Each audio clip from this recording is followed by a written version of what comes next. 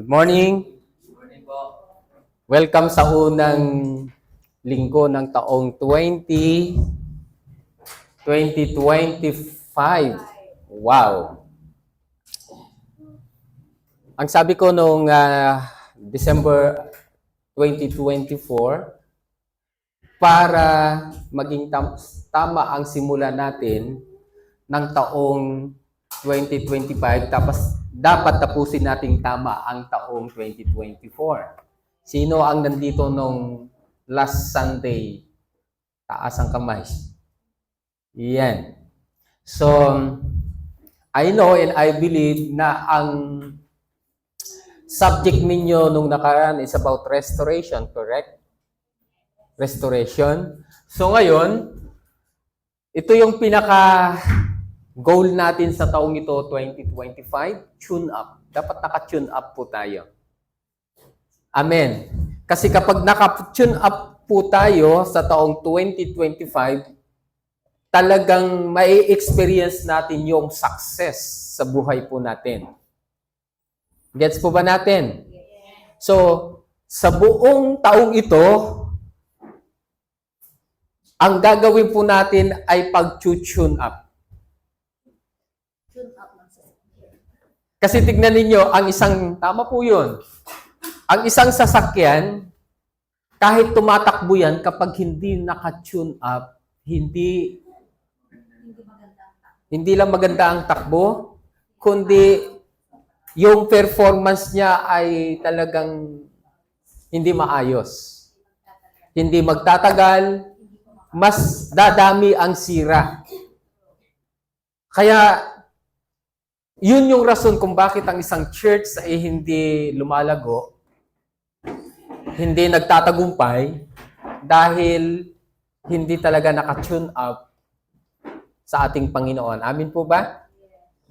Kasi sa mundong ito, marami po tayong mga pinagkakaabalahan na pwedeng i-divert po niya yung ating atensyon papalayo sa kalooban ng Diyos.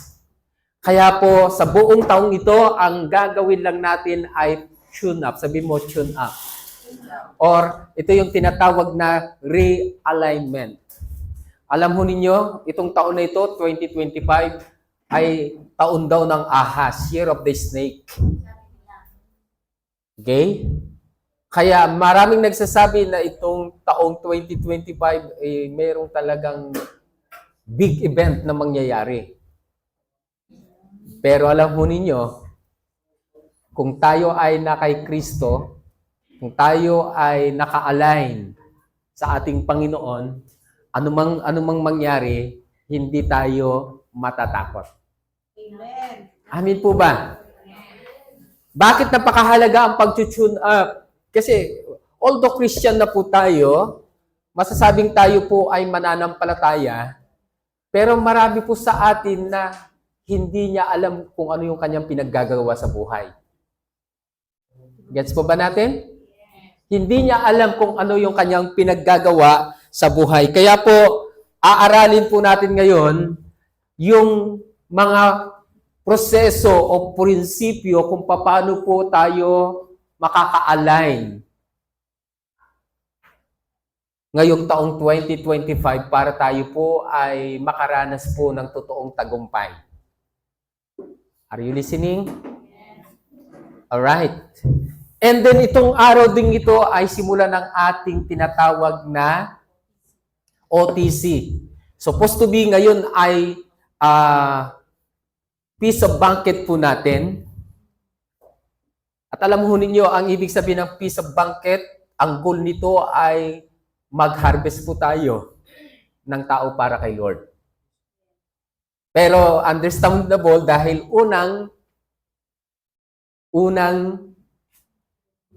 family day po natin ngayon o piece of banquet po natin. Nakabakasyon pa yata yung iba. So right now, ang ating unang pag-uusapan ngayon ay understanding God's will o God's purpose. Kailangan sa totoo lang, maraming Kristiyano hindi niya naiintindihan yung purpose ng Lord. Tama po ba? Sa kanyang buhay. Alam ho ninyo yung purpose, ito po ay equivalent doon sa will ng Diyos. Kaya kung alam mo yung purpose ng Lord sa buhay mo, at ginagawa mo yung purpose ng Lord sa buhay mo, ginagawa mo kung ano yung kalooban ng Diyos.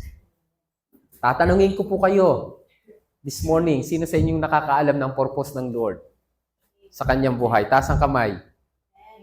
Taas ang kamay. Yung iba, ano nga ba yung purpose ni Lord? At alam mo ninyo, ang isa pang katotohanan, kung ano yung purpose ng Lord sa buhay mo, yun yung assignment mo. At kung ano yung assignment mo, yun din ang destiny mo. Tama po ba? Gets po ba natin? Kaya kung hindi natin naiintindihan yung kalooban ng Diyos o yung purpose ng Lord sa buhay natin, sigurado hindi ka makakarating sa paroroonan mo. Are you listening? Are you listening? Kaya napakahalaga po ito. Kaya unang proseso ng ating pag-tune up, kailangan nating maunawaan o maintindihan kung ano yung purpose ng Lord sa buhay po natin. Sabi po ng iba sa atin, alam niya na yung purpose ng Lord sa buhay niya, pero ang tanong, work out mo ba yung purpose ng Lord sa buhay mo? Tinatrabaho mo ba yung purpose ng Lord sa buhay mo? Kasi, knowing His purpose, kung alam mo ito, dapat work mo ito. Kung hindi mo, kapag alam mo ang purpose ng Lord at hindi mo ito ginagawa, ang ending nito ay frustration lang. Tama po ba?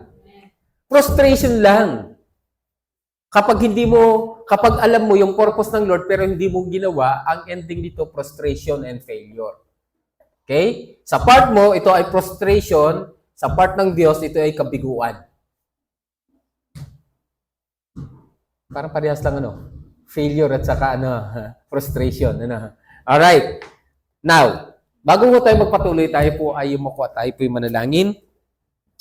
Dakilang Ama, marami pong salamat muli sa oras na ito, sa aming pong pag-aaral ng iyong mga salita.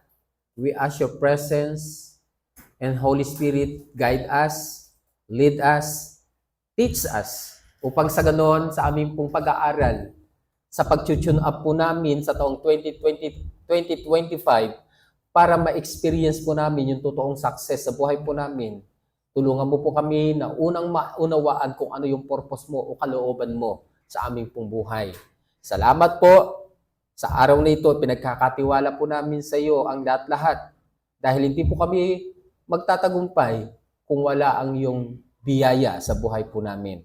Thank you, Lord. In Jesus' name we pray. Amen. Now, understanding God's purpose. Okay? Understanding God's purpose. Sabi nyo kanina, alam niyo na yung purpose ng Lord. Okay? Balik ako dun sa tanong ko kanina. Pero ang tanong, ginagawa na ba ninyo yung purpose ng Lord sa buhay nyo?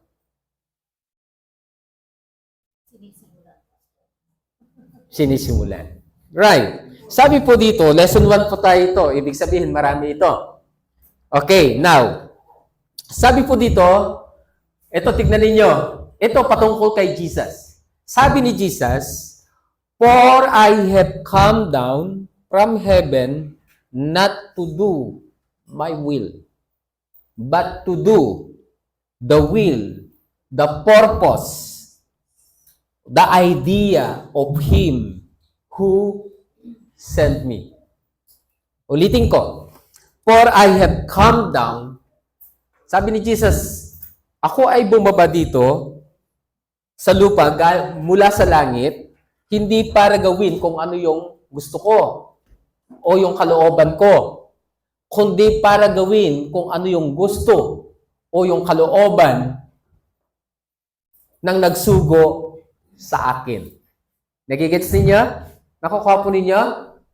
So ngayon, Dito ang maliwanag na tayo po ay nilikha para gawin kung ano yung kalooban ng Diyos.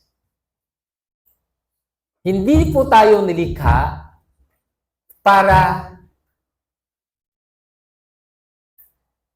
wala lang. Nilikha tayo ng Diyos para gawin kung ano yung kanyang purpose. Kaya kapag hindi mo ginawa yung purpose mo, sa kabila na ikaw ay nilikha ng Diyos, ito ay malaking kabiguan sa Diyos. Pero ito naman, ito ay malaking frustration din sa buhay mo. Now, sabi po dito, yung salitang will kasi dito, sa Greek word ay telema. Tignan niyo, sabi niya, marami siyang meaning. Sabi niya, will, wishes, desire, purpose, pleasure. Yun po ang ibig sabihin ng will. So kung gagamitin natin lahat ito, itong word na ito, lumalabas na may desire si Lord. Ang desire ng Diyos, okay? Dilemma. Ang desire ng Diyos, ang purpose ng Diyos ay ano? Sa tingin nyo, ano yung purpose ng Diyos? Ministry of Reconciliation? To domain? Kita ninyo, ang purpose ng Diyos, bakit niya ibinigay o inirigalo ang ating Panginoon sa atin para ano? Para ibalik tayo doon sa kanyang original na layunin. Yung original idea ng Diyos. Para ibalik tayo. Ano ba yung original idea? Alam naman natin yung Genesis chapter 1, verse 26. Tama po ba? Kaya niya ibinigay si Jesus para i-reconcile ulit tayo sa Diyos. Dahil tayo po ay nahiwalay. Amin po ba? Ngayon, kaya sabi niya dito, ito yung kanyang pleasure. Ito yung kanyang desire. Ito yung kanyang wishes kung bakit, sabi ni Jesus, naparito ako, hindi para gawin kung ano yung gusto ko, kundi gawin kung ano yung wishes, kung ano yung purpose, kung ano yung desire, kung ano yung pleasure ng aking Ama. Gets po ba natin? Hello? Tuloy po na. Kung babasahin natin sa ibang version, sabi niya, and I have come out of heaven, not for my own desires. Kita nyo, lumalabas kung ano yung ibig sabihin ng telema. Pagdating sa TPT, ginamit na yung isang definition ng will. Ito ay desire. Tama po ba? But for the satisfaction of my Father who sent me. Masasatisfy mo lang si Lord sa buhay mo kapag ginawa mo yung kanyang purpose.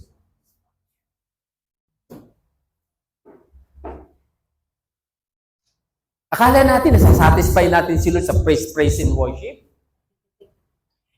Akala natin nasasatisfy natin si Lord kapag pumupunta tayo sa church lang? No. Masasatisfy mo lang si Lord kapag ginawa mo yung purpose niya sa iyo. Harang tahimik natin. That's why, maaring itong 2024, ang dami nating failure. Hindi natin nasatisfy si Lord. Tama po ba? Naniniwala po ba kayo? Sa kabila ng biyaya ng Diyos, sa kabila ng pag-ibig ng Diyos sa atin, okay? Ipinadama ng Lord sa atin yung kanyang biyaya, but ang katotohanan, kahit na nararanasan natin yung biyaya ng Diyos sa buhay natin, pero si Lord hindi natin nasasatisfy. The only reason why, bakit ibinigay niya ang biyaya sa atin para masatisfy siya. Are you listening? Naintindihan po natin? Ulitin ko, ang dahilan lang bakit niya ibinigay yung kanyang grace through Christ Jesus ay para masatisfy natin ang Diyos.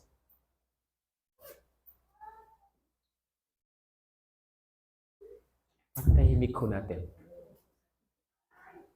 Kaya tanungin natin yung sarili natin. Ito bang taong 2024 nasatisfy ko ba si Lord sa buhay ko sa kabila ng biyayang tinanggap ko sa Kanya? Kasi yung iba, yung tinanggap ko naman na yung biyaya ni Lord, that's enough. No. Kaya mo tinanggap ang biyaya ng Diyos sa buhay mo para masatisfy mo si Lord. Para gawin mo kung ano yung kalooban ng Diyos. Parang tahimik po natin. Kaya nga sabi ko po dito sa mundo, marami pong pwedeng mag-divert ng ating panahon, atensyon, para mailayo tayo doon sa purpose ng Lord sa buhay natin. Kasi the more na tayo ay nailalayo sa purpose ng Diyos, ito ay malaking kahihiyan sa Diyos. Ito yung atake ng kaaway. Dahil hindi niya kayang sirain ang Diyos, pero kaya niyang sirain ang tao. Gets po ba natin? Kaya kapag nasira niya yung purpose ng Lord sa buhay ng isang tao, nakaano na po siya. Ito'y isang malaking punto sa kaaway. Kaya alam niyo ang Diyos, tignan niyo, mula sa simula, ang goal lang ng kaaway ay para sirain yung purpose ng Diyos. Tama po ba? Gusto ng Diyos na ang tao ma-enjoy niya yung presensya ng Diyos. Gusto niya ma-enjoy niya yung blessing. Gusto niya ma-enjoy yung presence of God. Gusto niya ma-enjoy yung biyaya ng Diyos. Pero, anong ginawa ng dyablo? Sinira niya yon sa pamamagitan ng pagtukso sa tao. Sa pandaraya sa tao. Kaya nung natukso ang tao, anong nangyari? Nakurap yung purpose ng Lord sa buhay ng tao. Pero alam niyo ninyo, hindi pumayag ang Diyos. Ibinigay niya yung biyaya. Are you listening? Para masatisfy natin ang Diyos. Gets ho natin? Now, tuloy po natin. My Father who sent me has determined. Anong ibig sabihin ng determined? Decidido. Determined that I will not lose even one of those He has given to me. And I will raise them up in the last day. Kita niyo yung salitang determined talagang sa kabila ng ginawa ng kaaway, ng dyablo, yung pandaraya ng tao, ng dyablo sa tao, nahiwalay ang tao sa Diyos, pero ang Diyos determinado na yung taong nilikha niya ayon sa kanyang wangis ay hindi mapahamak, hindi mawala. Amin po ba? Nasabi ko ng nakaraan, alam mo ba niyo, the reason why na hindi kinurse o isinumpa ng Diyos ang tao dahil ang tao nilikha niya ayon sa kanyang wangis. Amin po ba? Hindi niya sinumpa ang tao, ang sinumpa lang niya yung ground. Sinumpa lang niya yung ahas. Bakit hindi niya sinumpa ang tao? Dahil ang purpose ng Diyos, makasama niya ang tao forever. Kaya determinado ang Diyos na yung taong nilikha niya ayon sa kanyang wangis ay hindi mawala at hindi mapahamak. Kaya sabi niya dito, ito yung dahilan kung bakit ako isinend ng aking ama dahil determinado ang aking ama na bawat taong nilikha niya ay hindi mawala at mapahamak. Sa halip, bubuhayin ko sila sa huling mga araw. Take note, yung salitang determine, sabi mo, determinado, decidido ang Diyos. na kahit isa sa atin walang mapapahamak. That's why He gave His Son.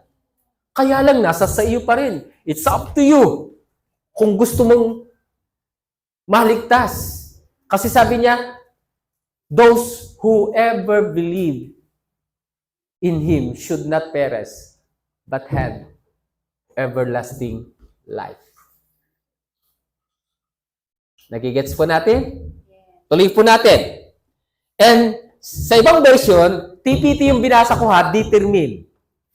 Ngayon, sa ibang version, sabi niya, and this is the will of Him who sent me, that I shall lose none of all those He has given me, but raise them up at the last days.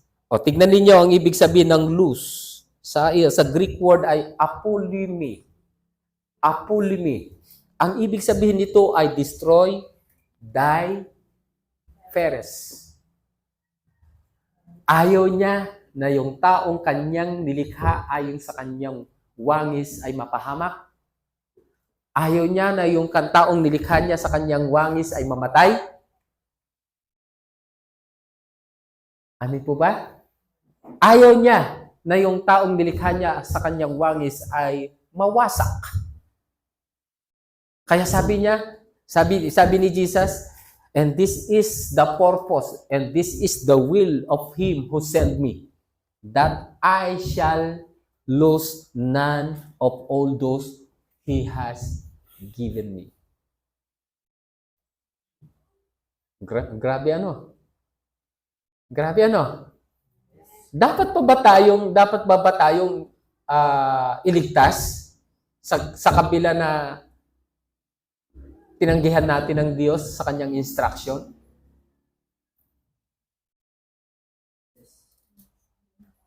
Dapat ba?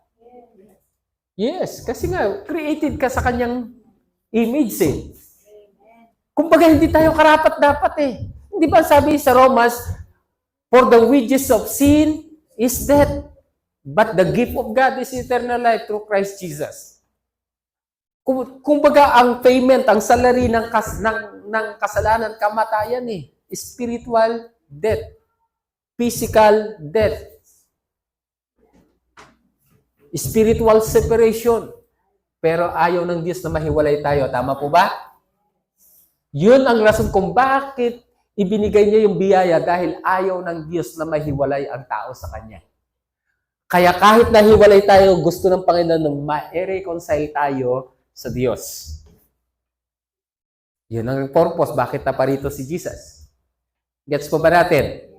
Now, yung salitang grace, anistime, sabi niya doon, arise, lift up, raise up, again. In the last days. Ili-lift up ka uli ni Lord. Ano, yung salitang lift up, anong sabi doon? Tataas ka ng Lord.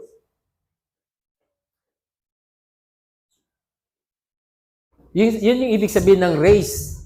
Hindi ka lang bubuhayin, ili-lift up ka pa ni Lord. Again.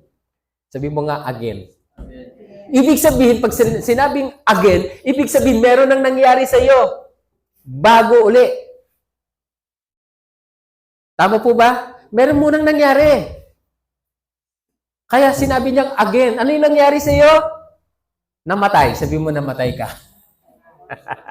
Nahiwalay ka sa Diyos. So ngayon, again, bubuhayin ka ng Diyos. Kaya alam mo ninyo, nung tinanggap natin si Lord sa buhay po natin, nabuhay yung ating spirit, yung born again spirit natin. Nagkaroon tayo uli, yung spirit natin nabuhay uli. Ano yung binuhay niya? Spirit of obedience. Ang tinanggal niya, spirit of disobedience. Kaya kung na-born again ka, dapat masunurin ka. Dahil binuhay ka uli eh. Yun lang man ang rason eh, dahil ang failure ng tao ay disobedient. Tama po ba? Kaya ang binuhay uli ng Lord sa atin ay yung spirit of obedience. Bakit? Hindi mo masasatisfy si Lord kung hindi ka susunod. Dahil ibinigay niya ang biyaya ng Diyos para muli kang matutong sumunod. Titus 2:11. Amin po ba? Kaya kung born again po tayo, masunurin po tayo dapat. Kung Christian po tayo, dapat masunurin tayo. Kung anak tayo ng Diyos, hindi tayo pasaway. Kung anak tayo ng Diyos, dapat submissive po tayo. Kung anak po tayo ng Diyos, dapat committed po tayo sa purpose ng Lord sa buhay po natin. Parang tatahimik po natin. Tama po ba yung pag-tune off natin ngayon? Ha? Kaya ngayon sa atin, kimatanda ka, pwede kang kung ano yung dapat mong gawin para masatisfy mo si Lord, gawin mo. Pero siyempre, ang number one, para masatisfy mo si Lord, gawin mo kung ano yung purpose niya sa buhay mo. Mamaya malalaman ninyo kung ano yung purpose ng Lord sa buhay natin. Katulad ni Jesus, ang purpose niya ay para i-reconcile ang tao pabalik sa Diyos. Ibinigay din niya sa atin ang Ministry of Reconciliation para maging instrumento na i-reconcile ang mga taong wala pa sa Panginoon. Yun lang ang purpose ng Lord sa atin. Maging instrument tayo para i-reconcile ang ibang taong wala pa sa Diyos. Pero anong ginagawa natin? Yun ang malaking tanong, Yun ang malaking tanong. Yun, anong ginagawa natin? Pagdating ng Lunes, personal. Martes, personal. Merkules, personal. Huwebes, personal. Biyernes, personal. Saturday, personal pa rin. And Sunday, personal pa rin. Nakikits niya?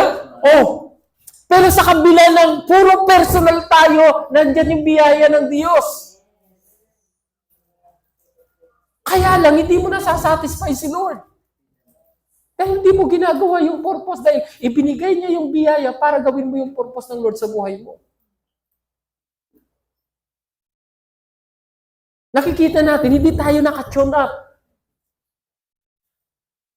Tapos gusto natin ng success.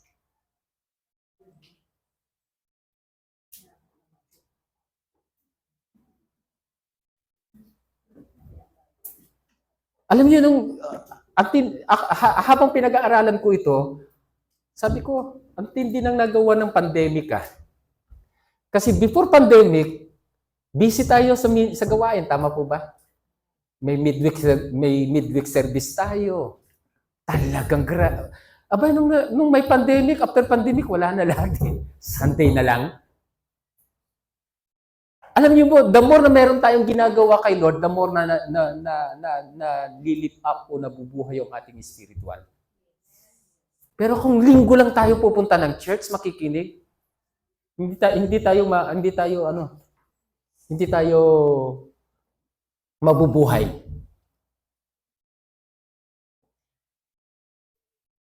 Sa totoo lang kahit devotion natin everyday. Tama po ba? So paano masasatisfy natin si Lord? Tapos ang matindi dito, tinanggap mo yung biyaya. Di walang gamit yung biyaya. Naghihintay ka ng mag-rapture. Naghihintay ka na ng second coming. Pero hindi mo ginawa yung purpose ng Lord sa buhay mo.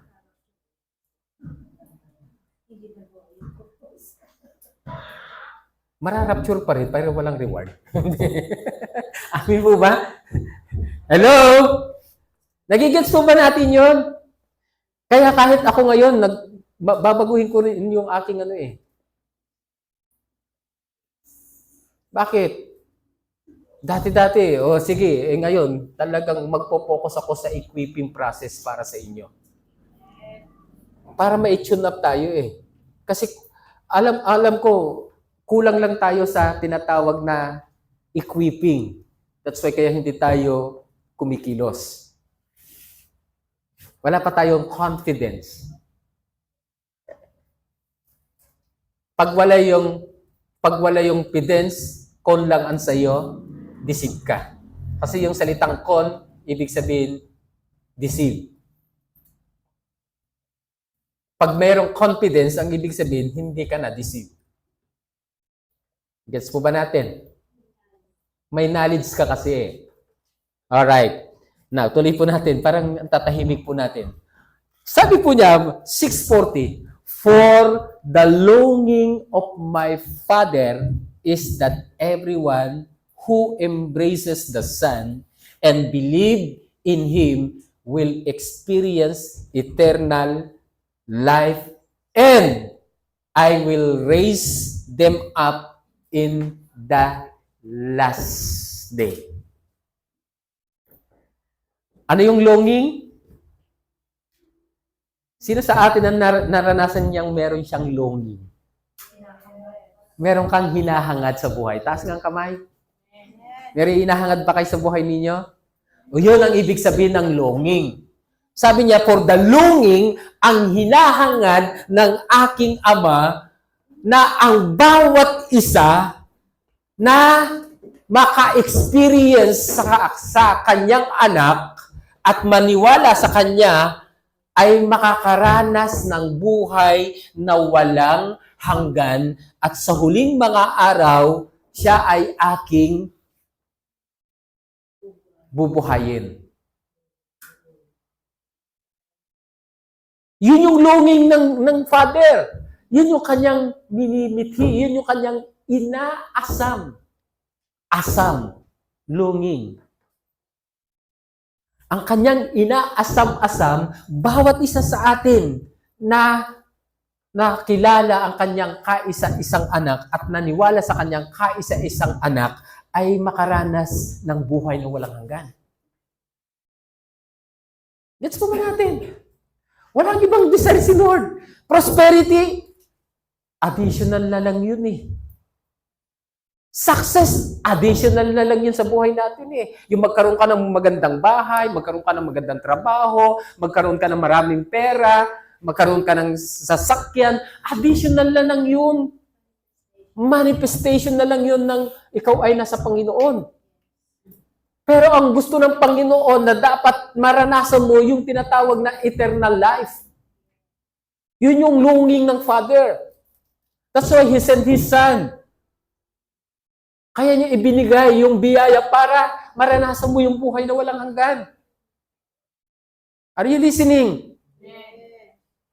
Yun lang yung longing niya. Wala siyang ibang longing. Hindi siya interesado doon sa kayamanan mo. Hindi siya interesado kung ano yung na-achieve mo. Interesado siya sa eternal life mo. Pero sa atin, pag hindi nangyari yung pangarap natin, parang pakiramdam natin, bumagsak na ang mundo sa atin. Pero kung anak ka ng Diyos at meron kang buhay na walang hanggan, that is enough.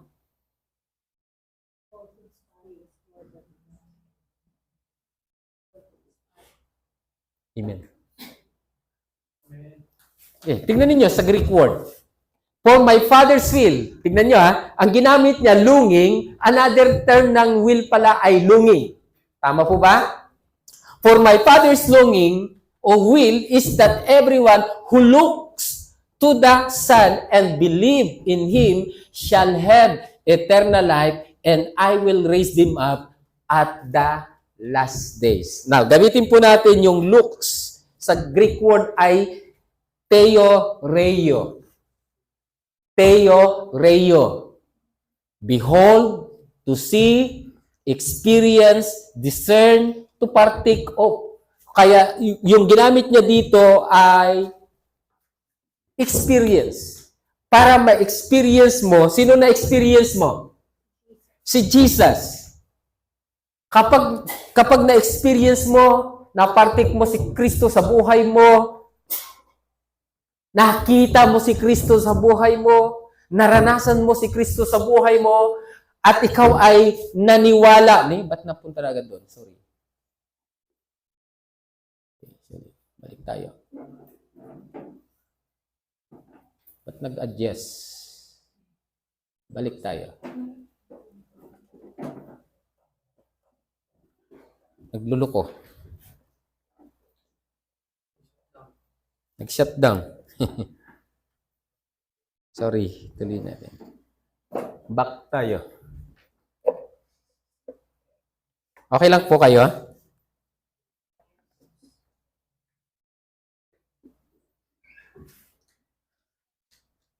Ayan. Alright.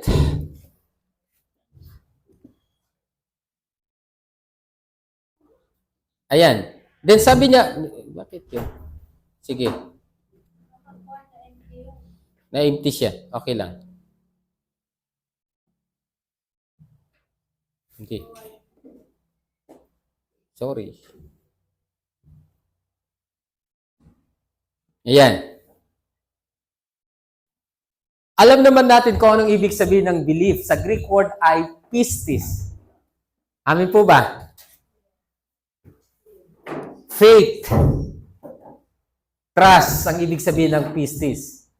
Sa Greek word, yung salitang belief. So, ibig sabihin, kapag na-experience mo si Jesus sa buhay mo at naniwala ka sa Kanya, anong meron sa iyo?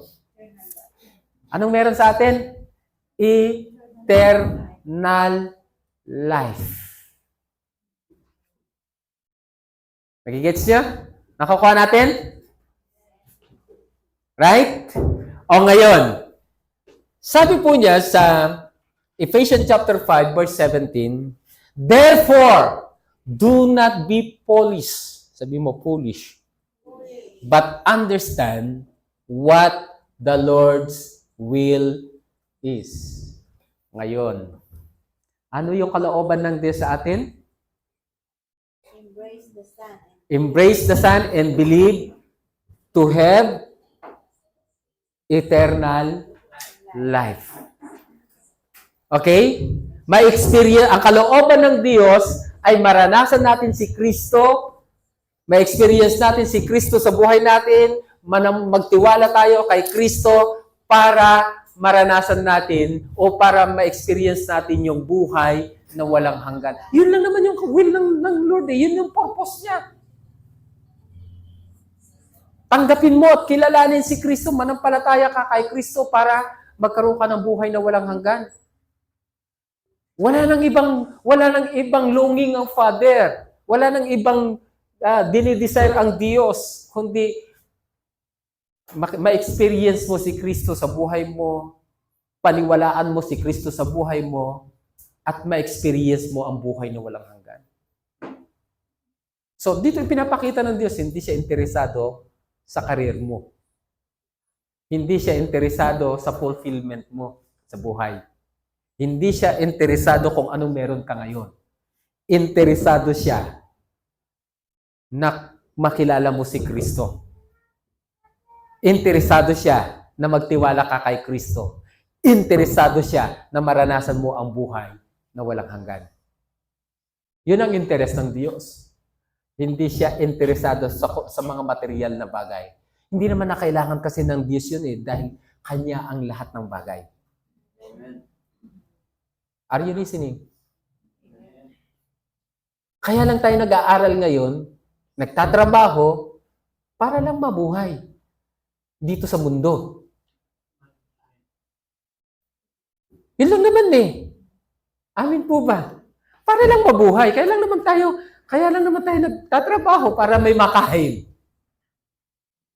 Kaya lang naman tayo nagtatrabaho para kapag may taong nangangailangan, makatulong tayo. Maging daluyan tayo ng pagpapala sa iba. Ang problema nga lang, nagtatrabaho tayo pero sinasarili natin.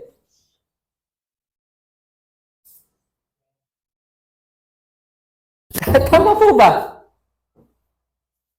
Gets na natin yun. Eh samantalang, ang gusto lang ng Diyos sa atin, makilala ang kanyang anak, manampalataya tayo sa kanyang anak, para maranasan natin ang buhay na walang hanggan.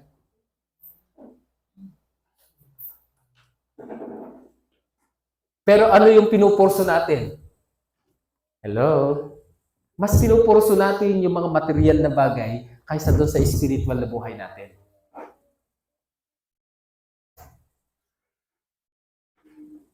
Are you listening? Okay, anong ibig sabihin ng foolish sa Greek word? Ang sabi po doon ay afron. Tignan ninyo, senseless, stupid, unwise, morally unbelieving. Kaya sabi niya, therefore do not be stupid, senseless, unwise.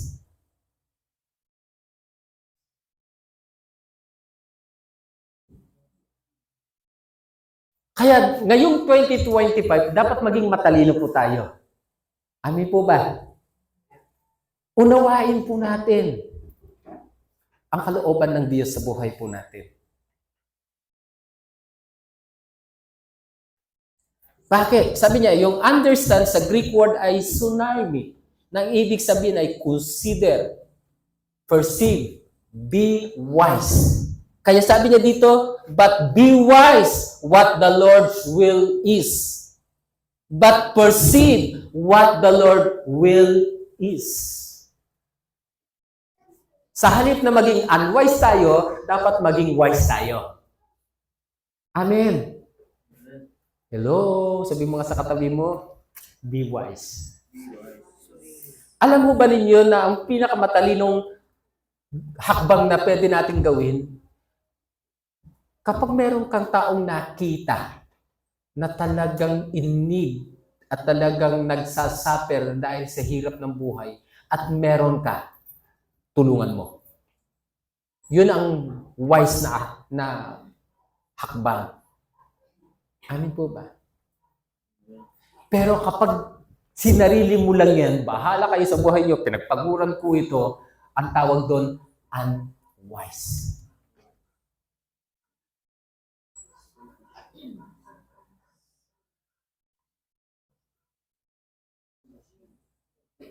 Ano yung kalooban ng Diyos?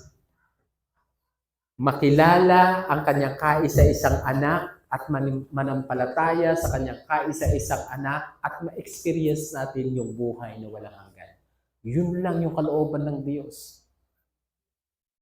Yung mga magandang buhay na meron tayo ngayon, additional na lang yan, additional benefit. Yung magtagumpay ka sa buhay, sa mundong ito, benefit na lang yun. Pabor na lang ni Lord talaga yun. Amin po ba? Pero ang magandang pabor ng Diyos sa buhay mo ay mayroon kang buhay na walang hanggan. Palakpakan natin si Lord. Sabi mo sa katabi mo, ang pinakamagandang biyaya ng Diyos sa iyo, eternal life. Kaya nga yung mga taong may eternal life, walang kwento sa kanila yung iba. Tama po ba? Yung success sa mundong ito, baliwala na lang sa kanila. Hindi na sila na-i-impress doon. Pero impress na impress sila dahil mayroon silang buhay na walang hanggan. Okay lang na makaranas tayo ng magandang buhay dahil yun naman ang gusto ng Diyos eh. Pero wag naman nating sarilinin. Amen? Alright. Sabi nga niya sa ibang version, so do not be foolish, but learn what the Lord wants you to do. New Century Version. Learn. Understand kung ano yung gusto ng Diyos. Kaya dapat sa atin, itong taon na ito, naiintindihan dapat natin kung ano yung gusto ng Diyos na dapat natin ginagawa. Amin po ba? Sabi mo, unawain mo kung ano yung gusto ng Diyos na dapat mong gawin ngayong 2025. Dahil pag naintindihan mo kung ano yung gusto ng Diyos na dapat mong gawin, masasatisfied ka. Mag-i-enjoy ka sa buhay. Amin po ba? Sabi mo sa katabi mo, learn. Alam ko naman itong 2024, marami na tayong natutunan. Failure and success. Tama po ba? Failure sa ibang bagay, success sa ibang bagay. Failure sa career, success sa ibang bagay. Pero failure man o success yan, dapat na iintindihan mo kung ano yung gusto ng Diyos na dapat mong ginagawa. Gets? Oh, tahimik ninyo. Sabi niya dito, so very careful how you live. Not being like those with no understanding. Sa The Passion Translation naman ito. But live honorably with true wisdom, for we are living in evil times.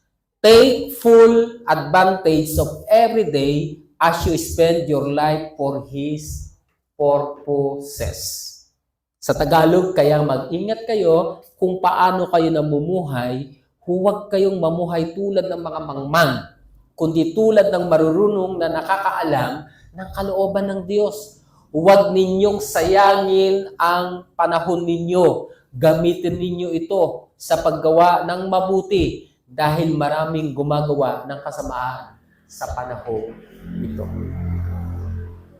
So, take full advantage of every day as you spend your life doon sa purpose ng Diyos sa buhay mo. Tignan ninyo, purposes na. Hindi niya sinabing purpose lang. Purposes na. At kung babasahin natin sa Tagalog, sa paraphrase, mabubuting gawa. Tama po ba? Tama po ba? O paggawa ng mabuti.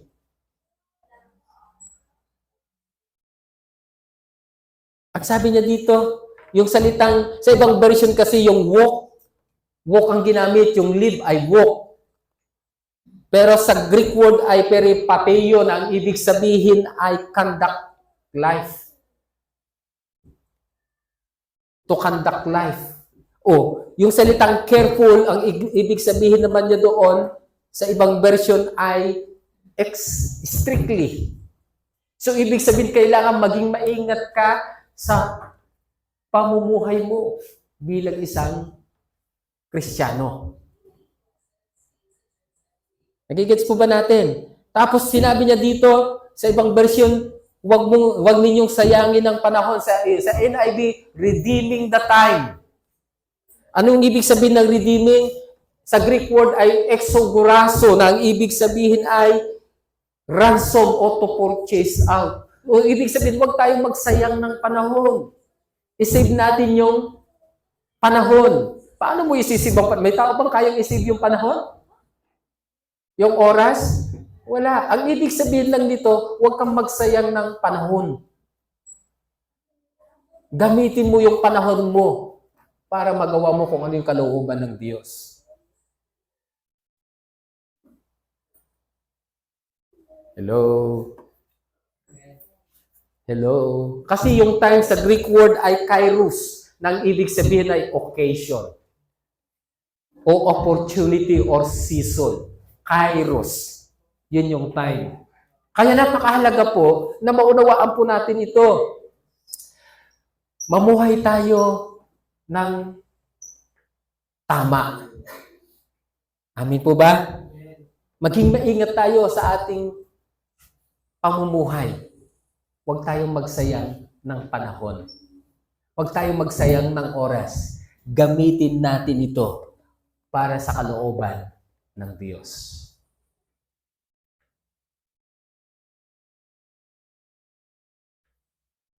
Amen. Sa tingin ninyo, itong 2024, marami po ba tayong sinayang na oras sa panahon? Marami ano? Dapat maging transparent tayo sa sarili natin. Personally, alam ko marami tayong sinayang na oras. Kahit ako, marami akong sinayang na oras. Ang ibig sabihin ng maraming sinayang na oras, hindi naging valuable, hindi siya beneficial. Amin po ba? Amin po ba? Kaya para masabing hindi ka nagsasayang ng oras, dapat beneficial yung mga ginagawa mo. Talagang kapaki-pakinabang para sa Panginoon. Kung yung mga ginagawa mo ay hindi kapaki-pakinabang, ibig sabihin, nagsasayang ka ng panahon. Nagsasayang ka ng oras. Gets po ba natin? Sabi mo nga sa katabi mo, tune up na tayo. Palakpakan natin si Lord. Kaya nga sa akin ngayon, sabi ko, ang goal ko lang talaga, tune up. Ewan ko sa inyo, pero ang goal ko sa buhay ko, mag-tune up ako. Para ma-experience ko yung success na matagal nang ibinigay ni Lord sa buhay ko. Naniniwala ba kayo na yung success nasa inyo na? Tinanggap na natin yung success? Pero bakit hindi natin na-experience? Ang rason lang, hindi tayo nakatune up. Imagine noon mo pa tinanggap yung biyaya ng Diyos, hanggang ngayon hindi mo na-experience yung bunga ng biyaya ng Diyos sa buhay mo. Bakit? Isa lang ang rason, hindi tayo naka-tune up. Okay, tuloy po natin. Sabi niya dito, for we are God's handwork o workmanship sa ibang version, created in Christ Jesus to do good works which God's prepare in advance for us to do. Yung salitang prepare in advance ay pretoyomoso, na ibig sabihin ay appoint or predestine or ordain. Yun yung predestine ng Diyos sa atin. Ano yung predestine na binabanggit niya dito? To do good works. Again, ulitin ko, baka ma-misinterpret ninyo ako, hindi ka gumagawa ng mabuti para maligtasan. Ang paggawa ng mabuti ay bunga ng kaligtasan tinanggap mo. Amen. Ang paggawa ng mabuti, ito ay bunga ng biyaya ng Diyos sa buhay mo. Kaya kung tinanggap mo yung biyaya ng Diyos, normal lang sa iyo ang paggawa ng mabuti. Tama po ba?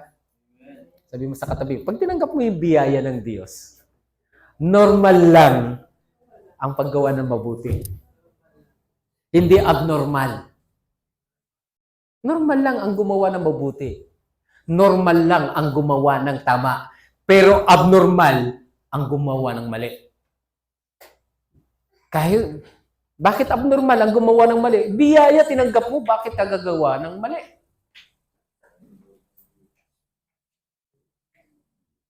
Gets po ba natin? Maliwanag po ba? Kaya sabihin mo, kung tinanggap mo ang biyaya at gumagawa ka ng mali, abnormal. Hindi normal yon. Pero kapag tinanggap mo ang biyaya, normal lang ang gumawa ng mabuti. Lifestyle lang yon. Are you listening? Right. Sabi po niya sa Ephesians chapter 5 verse 14, this is why the scripture says, arise, you sleeper, rise up from your coffin, and the anointed one will shine his light into you. Imagine, ang ginamit niya, kupin at taol. Samantalang sa ibang version, patay. Ito naman, bumangon ka mula sa iyong ataol. Amin po ba? Ang ibig sabihin ng kupin, unproductive living, unproductive life. Bumangon ka. Lumabas ka dyan sa unproductibo mong buhay. Maging productive ka, ang ibig sabihin yan.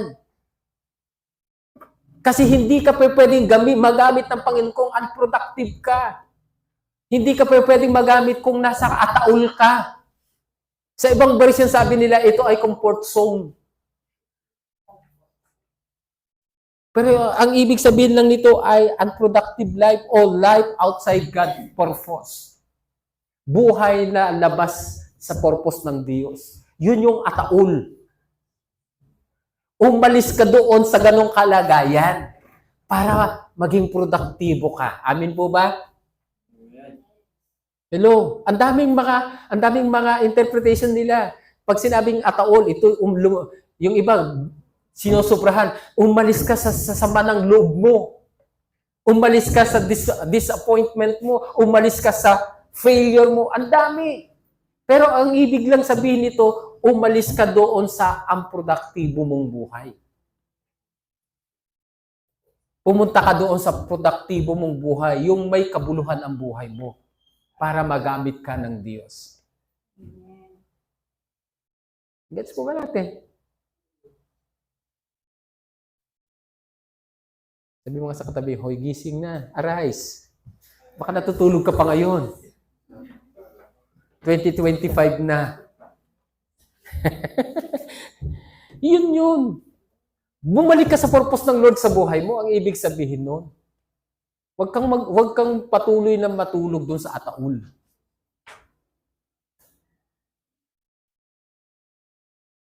Amen. Kaya nga po, balikan mo yung dati mong ginagawa sa Panginoon. Walang pipigil sa iyo. Kahit sinong tao, hindi ka kayang pigilan kung babalik ka doon sa dati mong ginagawa kay Lord. Amen. Itutulak ka pa at tutulungan ka pa ni Lord na bumalik doon sa dati mong ginagawa para sa Kanya. Kaya hindi kayang hadlangan ng kahit sino man kung magdidesisyon kang babalik doon sa purpose ng Diyos sa buhay mo. Kahit frustration, discouragement, other people, hindi kayang hadlangan kung babalik ka doon sa plano ng Diyos sa buhay mo. Amen. Amen? Palakpakan natin si Lord. Kaya napakahalaga po ito. Now, tuloy po natin. Ito, pupunta naman ako doon sa part of God's will o parts of God's purpose. Alam po ba ninyo na bahagi lamang po ng purpose ng Lord ay yung wealthy ka, prosperously ka o prosperous ka? Bahagi lang yan. Hindi yan yung main purpose ng Lord sa buhay mo. Ito ay addition lang o bahagi lang. Ulitin ko, ang main purpose ng Lord sa buhay mo, makilala si Kristo, manampalataya kay Kristo, ma-experience mo yung buhay na walang hanggan. Yun ang main purpose ng Lord. Ngayon, kapag ikaw nakilala mo na si Kristo, natanggap mo na yung biyaya ng ating Panginoon, natanggap mo na yung buhay na walang hanggan, ano na lang ito? Yung wealthy, yung pagiging rich, yung pagiging prosperous and successful, ano na lang yan? Manifestation lang. Amen? Sabi mo, manifestation lang yung pagiging rich. Yung pagiging prosperous, pagiging successful, manifestation lang yung ng buhay na merong Kristo. Amen? Hello? Now, sabi po niya, but let all my true friends shout for joy. All those who know and love what I do for you, let them all say, the Lord is great, and He delights in the prosperity of His servant. Kita nyo, sabi sa Psalms, sabi ni David, ang Diyos ay natutuwa. Pleasure ng Diyos yung prosperity sa buhay mo bilang lingkod niya. Amen po ba? Amen? Pero hindi yan yung main purpose ng Lord sa buhay mo. Pero natutuwa siya. Kagalakan ng Diyos na maging successful ka. Kagalakan ng Diyos na maging matagumpay ka sa buhay. Tama po ba? Tama po ba? Dahil siya nga ang nagmamayari ng lahat ng bagay. Kaya kagalakan ng Lord na makapagtapos ka ng pag-aaral, magkaroon ka ng kagalakan ng Lord yan. Pero yan ay parte lang ng kanyang purpose. Amen. Ngayon, sabi niya po sa yung salitang delight, sa Hebreo naman, shapet. O, tignan nyo, desire ng Diyos. Ano ang desire ng Diyos? Desire din ng Diyos yung prosperity natin. Amin po ba? Desire ng Diyos yung success natin. Pabor ng Diyos yung prosperity sa atin. Pleasure ng Diyos yung prosperity sa atin. Wish ng Diyos na maging prosperous tayo. Kaya kahit yung prosperity, yung pagiging wealthy, pagiging prosperous o successful, pabor lang ng Diyos. Sabi mo, pabor lang ng Diyos sa iyo yan. Favor lang ng Lord yan sa iyo. Bakit? Bakit favor lang ng Lord yan sa iyo? Take note, sabi niya, servant ka eh. Hindi ka lang nilikha ayon sa wangis ng Diyos, hindi ka lang anak ng Diyos, servant ka pa ng Diyos. Lingkod ka pa ng Diyos. Tama po ba? Hello? Salitang prosperity sa Hebreo ay shalom. Ang ibig sabihin ng shalom, completeness, soundness, safety, welfare, healthy, or peace. Oh, gusto ng Panginoon, sabi mo nga sa katabi mo, gusto ng Panginoon, healthy ka. Kaya yung healthy, pabor ng Diyos yan. Kalusugan, pabor ng Diyos yan. Yung kaligtasan mo, pabor ng Diyos yan. Yung kapayapaan na nararanasan mo, pabor ng Diyos yan sa iyo. Yung maging kumpleto ang buhay mo, satisfied ka sa buhay mo, pabor ng Diyos yan sa iyo.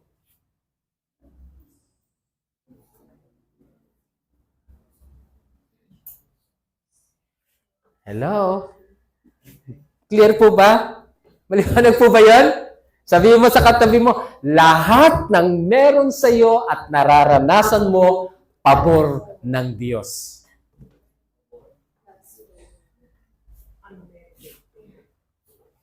Palakpakan na natin sila. Parang hindi kayo masaya sa pabor. Hindi pa pabor ng Diyos na dumating ang 2025, buhay ka pa. Kasi kahapon lang, sunod-sunod yung inililibing napatay papunta sa sementeryo. Kaya pabor ng Diyos, buhay pa tayo. Tama po ba? Ang ibig sabihin niyan, hindi pa tapos yung assignment mo. Gets po ba natin? Hello? At ang lungkot-lungkot ninyo. Huwag niyo sabihin sa akin, pabor din ni Lord yung kalungkutan ninyo. Amin mo ba? Pabor ng Diyos.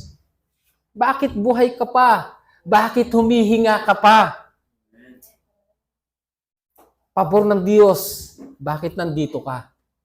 Lahat yan galing sa biyaya ng Diyos. Kaya wag naman nating sayangin yung biyaya ng Diyos sa buhay po natin. Are you with me?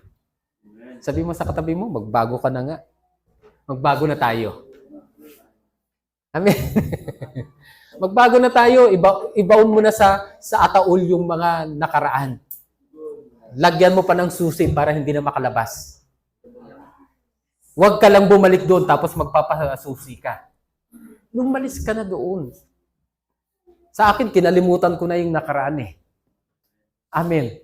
Kasi, kailanman ay hindi mo na kayang baguhin yung nakaraan, pero pwede mong baguhin yung kasalukuyan mo. True? Hindi mo na kayang baguhin pa yun. Yung mga failure, yung mga discouragement, yung mga kapalpakan na ginawa mo, hindi mo na kayang baguhin yun. Pero pwede mong baguhin yung simula mo. Pwedeng baguhin yung ending mo. Sabi mo, pwedeng mabago yung ending mo. Kaya wag niyo nang i-add pa yung mga nakaraan sa buhay niyo. Sa kalimutan na natin yun. Wala nang kwenta yun, wala nang pakinabang yun. At habang ina-add mo yun, lalo lang hindi ka makaka-move on. Amin po ba? Lalo lang hindi ka makakausad. Kasi habang alam niyo yung ganon, habang umuusad ka, hirap na hirap ka, bakit ang bigat-bigat ng dala-dala mo eh? Kaya, ibig sabihin, hindi na beneficial yun. Ilagay mo na sa ataol yun. Amin po ba?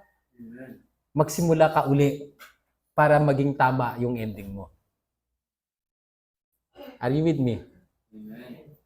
Kaya ang goal natin for 2025, tune up lang. Tune up. Sabi mo, tune up. Realignment. Yun ang goal natin. Kasi hindi mo na maibabalik yung nasira na eh. Tama po ba? Hindi mo na maibabalik yung nawala.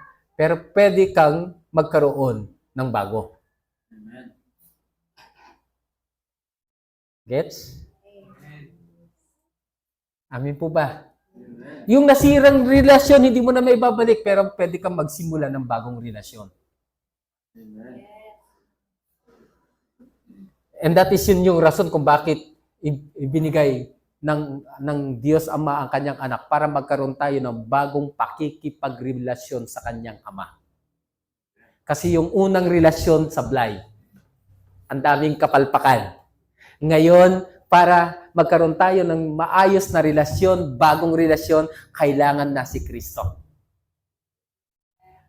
Noon, ang pakikipagrelasyon ng tao ay base sa kautusan. Law. Kaya insufficient. Ngayon, ang pakikipagrelasyon natin sa Diyos ngayon ay base sa biyaya ng Diyos. Kaya, superabounding. Amen! Tahimik ka. Amen mo ba? Kaya ang laki ng different na pagkakaiba noon. Noon, para pagpalain ka ng Diyos, kailangan ng covenant between two person. Ngayon, hindi mo kailangan ng covenant. Iisa lang, si Lord lang, ang nakipag-covenant sa iyo. Wala siyang hinihingi. Ang kailangan mo lang, maniwala at manampalataya. Are you with me? Nakikita ninyo kung gaano ka insufficient yung unang relasyon. Kaya nga nag-fail ang tao ngayon, sufficient. Super piruso ang pabor ng Diyos sa atin ngayon. Super abounding. Amen? O, sabihin na natin, hyper grace. Totoo bang mayroong hyper grace? Si Kristo yun eh. Si Jesus yun. Bakit hyper? Imagine wala kang ginawa.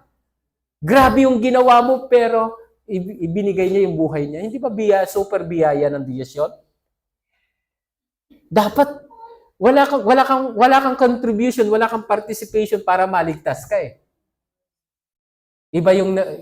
Iba ang gumawa nun para maligtas ka. In the Old Testament, para maligtas ka, ikaw ang gagawa. Kailangan mong maghandog ng hayop para maligtas ka.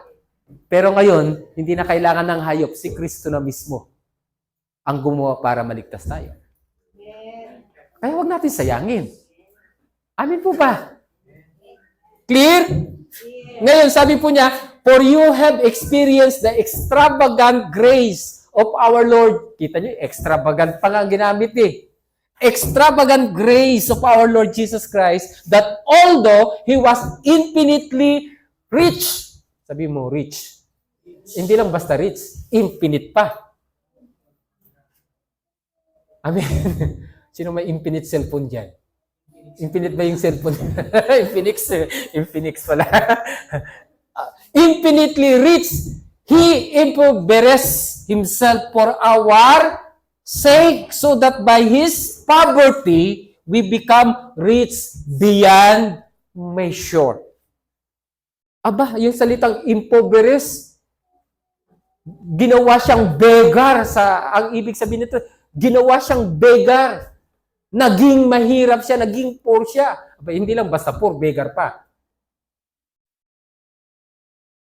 Ano ba yung beggar sa Tagalog? Pulubi. Ay, yung poor, mahirap lang. Pero, yung beggar, abay, grabe to. Grabe sa hirap. Pulubing-pulubi. Walang-wala talaga. Bakit siya ginawa siyang pulubi? O, tingnan ninyo. Yung poverty, sa Greek word ay tokeia, beggary, destitution, o beggary.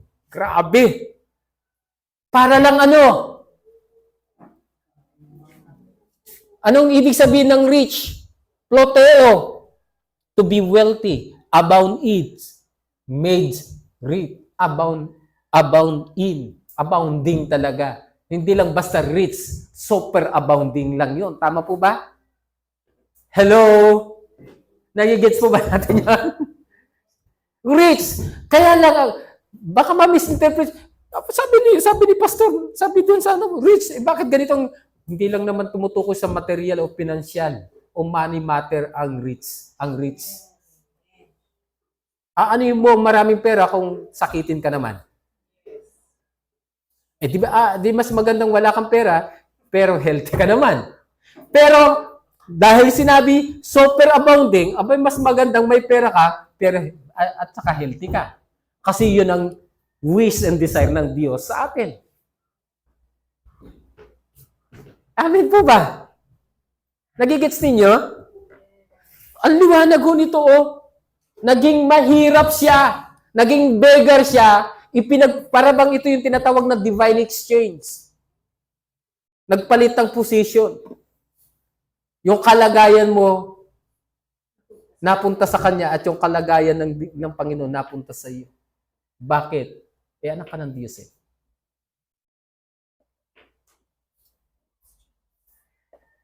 Amen. Ang natahimik po natin. Sabi mo sa katabi mo, grabe. Ito, hindi pa natin talaga na-experience, correct? Amen po ba? So, kailangan tayong mag-tune up. Saan tayo mag-tune up? Mag-tune up tayo sa biyaya ng Diyos. Amen? Palakpakan nga natin sila. Bakit ang tatahimik ninyo? Kinakabahan ako unang linggo pa man din ng taon 2025. Nakakakabahan. Ano po ba? Sabi mo sa katabi mo, tune up na. Yun lang kailangan natin mag-tune up na tayo. Now, sabi po niya, for Jesus Christ, the Son of God, does not waver between yes and no. He is the one whom Silas, Timothy, and I preach to you. And as God's ultimate yes, He always that what He say. Kung deserve ba ng Diyos na maging prosperous ka, binabago ba ng Diyos yun? Kung desire ng Diyos o purpose ng Diyos na maging healthy ka, babawiin ba ng Diyos yun? Sabi niya dito, He always does what He say. For all. Sabi mo, all. Anong ibig sabihin ng all? Lahat. Walang exemption, ano? Lahat. For all God's promises had been fulfilled. Sabi mo, fulfilled. Anong ibig sabihin ng fulfilled? Nangyari na. Kanino? Kay Kristo, which is a resounding yes. And through Christ, our amen, which means yes, ascend to God for His glory. Kaya nung tinanggap na natin si Kristo sa buhay natin, yung satisfaction na sinabi ko sa inyo kanina, yung will, yung purpose ng Diyos, na-fulfill na kay Kristo. Amen? Amen? Kaya kung tinanggap mo si Kristo sa buhay mo, na-satisfied mo na si Lord sa buhay mo. Amen. Parang tahitahimik. Ngayon, kung nasatisfied mo na si Lord sa buhay mo, kaya ang pinapakita dito, imposible na hindi mo gagawin yung kalooban ng Diyos kung nasa sayo na si Kristo. Kung tinanggap mo si Kristo, kasi baka yung ma-misinterpret niyo ako, ay, nasa akin na si Kristo, satisfied na. No. Ang ibig sabihin nito, kung nasa sayo na si Kristo, imposible na hindi mo gagawin yung purpose ng Diyos sa buhay mo. True? Amin po ba? Tignan ninyo yung salitang promises sa Greek word ay ipagilya. Nang ibig sabihin, announcement, good promise, or blessing. Ang ibig sabihin nitong promises na ito, hindi kasama dito yung bad. Amen. Hindi nangako si Lord ng bad sa atin. Hindi nangako si Lord ng curse sa atin. Ang ipinangako ng Diyos sa atin ay good. Amen po ba? Para sa ikakabuti natin. Ngayon, sabi niya, yung promise or blessing, good promise and good blessing, na-fulfill na kay Kristo. Ngayon, sabi niya dito, ito yung dahilan na kaya tayo nag-amen. Sino nag-amen dito? Amen. Anong ibig sabihin ng amen? Yes. Yes! Tinatanggap mo ina-accept mo na yung pangako ng Diyos ay nangyari na kay Kristo. Kaya kung nasa sa iyo si Kristo, yung pangako ng Diyos sa iyo dapat na-experience mo. So, ibig sabihin, bakit hindi natin na-experience? Baka lack of faith tayo. Walang pananampalataya. Dahil sabi niya, without faith, it is impossible to please God. Oh, ngayon sabi niya, yung yes natin, yung amen natin, nag-a-ascend to God for His glory, not for our own glory. For His glory. Anong ibig sabihin ng glory? Honor, dignity, praise, and worship. Nagigets po ba natin? Amen. Kaya, dahil kay Kristo, na-fulfill yung promise. At dahil nanampalataya ka kay Kristo, natanggap mo yung promise, natanggap mo yung pabor ng Diyos sa iyo, ngayon nag-amen ka, at every time na nag-amen ka, nag-yes ka, nagbibigay ka ng honor, nagbibigay na yung dignity ng Panginoon, yung papuri, yung worship, amen, na ibibigay sa Diyos. Amen. Kaya sa totoo lang, wala naman tayo talagang, hindi dapat tayo yung pinipraise ng ibang tao. Si Lord dapat laging napipraise. Si Lord dapat laging nauunor. Kahit ano yung ginawa mo, kahit na yung yung mga accomplishment mo sa kingdom of God, hindi dapat tayo yung tumatanggap ng honor. Dapat si Lord. Amen. Dahil lahat ng yan ay galing lang kay Lord. Yung success na tinanggap mo, hindi dapat ikaw yung nau-honor. Dapat si Lord ang nau-honor. Dahil kaya ka nagtagumpay, dahil kay Lord pa rin. Kung ano yung meron ka ngayon, hindi dahil sa iyo. Kaya hindi dapat ikaw yung ma-honor. Dapat si Lord. Kasi hindi mapapasa iyo kung anong meron ka ngayon kung hindi kay Lord. Amen po ba? Are you listening? Maliwanag po ba yung pinag-uusapan po natin? Kaya, marami tayong babaguhin ngayong 2025. Amen? Sabi mo, dami nating babaguhin ngayon. Alam niyo, kapag nagbago tayo, may experience natin yung totoong success sa buhay po natin. Hallelujah! Malapit na po ako matapos. Principle lang to know. Our key to prosperity is knowledge of God's Word. Sino yung Word? Sino yung Word? Si Jesus. Kaya kung meron tayong proper understanding sa Panginoon, kay Kristo, meron tayong tamang pagkakilala kay Kristo, magtatagumpay po tayo. Amen po ba? Tignan ninyo, isang halimbawa lang, kasi si Jesus mismo, siya yung Word of God. Ang sabi po niya sa Mark 4:15, and these are the ones by the wayside where the word is sown. When they hear the Satan comes immediately and takes away the word that was sown in the heart. Kaya ang gusto lang ng dyablo, sa totoo lang, ang totoong goal ng dyablo dito ngayon, hindi yung nandito ka. Ang totoong goal ng dyablo ngayon, yung word na naririnig mo, tanggalin sa iyo. Amin po ba? Kasi kapag tinanggal niya yung kaalaman sa iyo, sa word na naririnig mo ngayon, hindi ka magiging magpaprosper. Kaya Satan, the enemy, is after the word. Sabi mo, after the word. Hindi siya concerned sa iyo, concerned siya doon sa word. Kaya every time, ngayon, nakakarinig kayo, nakikita ninyo yung dapat. Ngayon, ang concern ng dyablo, tanggalin yung narinig mo na yan. Lagyan ka ng tinatawag na confusion, doubt, Para, totoo kaya? Ilalagay niya sa iyo yung unbelief. Bakit? Kasi yun lang ang pwede niyang gawin para hindi ka magtagumpay. Amen po ba? And remember, Jesus is the Word of God.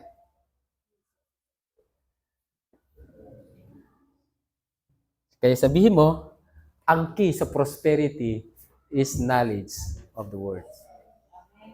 Palakpakan natin si Lord. Alright. Woo! Malapit na. The enemy not only wants to keep you ignorant of God's Word, but he wants you to stay ignorant of his strategies against you. Amen? Gusto ng diablo maging ignorante ka sa salita. Kaya yung iba, hindi nila alam, talaga bang si Jesus ang tagapagligtas? Talaga, kaya yung iba, maraming tagapagligtas na lumalabas ngayon. Ignorance of the Word. Tama ba? Ang liwanag ko dito, yun lang naman ang gusto niya, ilayo ka doon sa katotohanan, ilayo ka sa ating Panginoon. Yun lang naman ang purpose ng diablo Maging ignorante ka sa salita ng Diyos. Maging mangmang ka sa salita ng Diyos. Yun lang ang gusto ng diablo. Dahil kapag nagtagumpay siya, na mailayo ka sa salita ng Diyos, ano mararanasan mo? Success or failure? Failure. Kaya, the enemy's number one weapon, lack of knowledge. Yan lang ang weapon ng diablo na pag-iingatan natin. Lack of knowledge. Kulang sa kaalaman.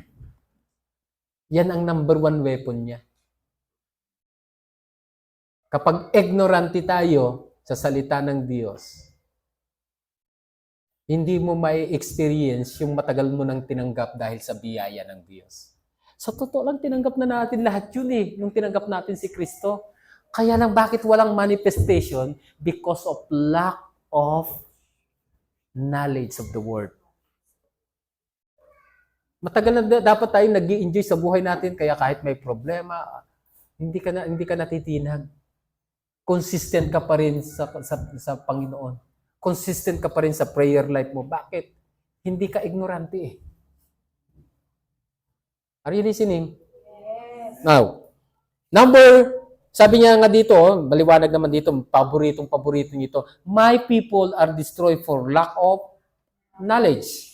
Because you have rejected knowledge, I also reject you from being priest for me. Because you have forgotten the law of God, of your God, I also forgot your children. Amen po ba? Amen.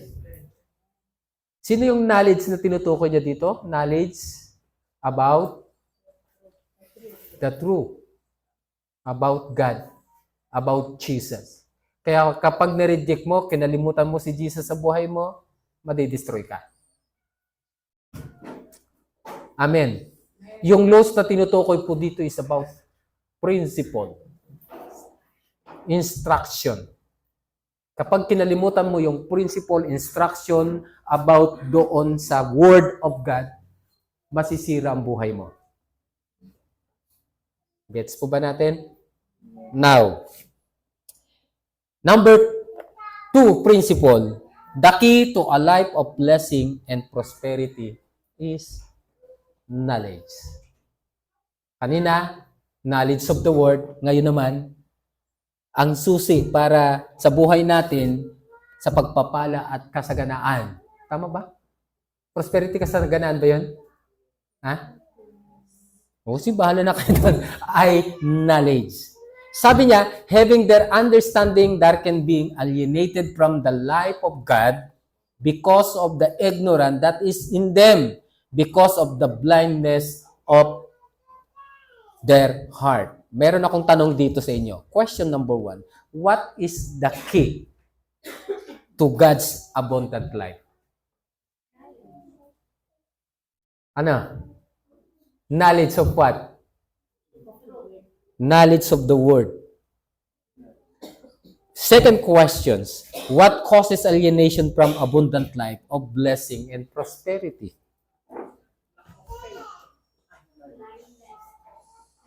Anong sunod na ano? Base sa verse natin. Ano? Base sa verse natin. Ignorance! Ignorance! Yun lang naman ang nagiging cause, dahilan, bakit nahihiwalay tayo dun sa buhay sa Panginoon is because of ignorance. Amen? O lack of knowledge. Now, last, the enemy's strategy is obvious. Tama? Amen? He knows that only knowledge of God's principle found in the Word can bring you into the prosperity God intended for you to enjoy. So, to keep you from participating in the life of God, He uses every means He can to keep you ignorant of the Word. Kaya napakahalaga po yan, mga kapatid. Obvious na obvious kung ano yung strategy ng diablo sa atin. Kasi the number one weapon of the enemy is ignorance. Obvious na obvious eh. Ha? Tignan ninyo. Simple lang yung atake ng diablo, hindi natin namamalayan. Okay lang na huwag kang magbasa. Basta pumupunta ka ng church, walang problema. Okay lang na hindi ka mag-pray. Ang mahalaga, nag-church ka. Oh, ang tanong, okay lang ba talaga? No. Pero kung magkakaroon ka ng kaalaman sa salita ng Diyos, hindi siya magtatagumpay sa iyo. Okay lang na huwag kang magdala ng notebook at saka Bible, makinig ka lang, okay na yan. Sa tingin niyo, okay lang? No. Tama po ba? Kailangan ano natin, magkaroon tayo ng tinatawag na kaalaman. Are you listening? Are you listening? Amen. So sabihin mo sa katabi mo ngayon, tinanggap mo ang biyaya. Tinanggap mo ang biyaya. Para mamuhay ka sa biyaya. Tinanggap mo ang biyaya para magawa mo kung ano ang kalooban ng Diyos. Palakpakan natin ng Lord. To be continued po tayo. Isa lamang po yung part of His promise, yung ating pinag-usapan. Marami pa po yan. Tayong lahat ay tumayo. Sabi mo ka sa katabi mo,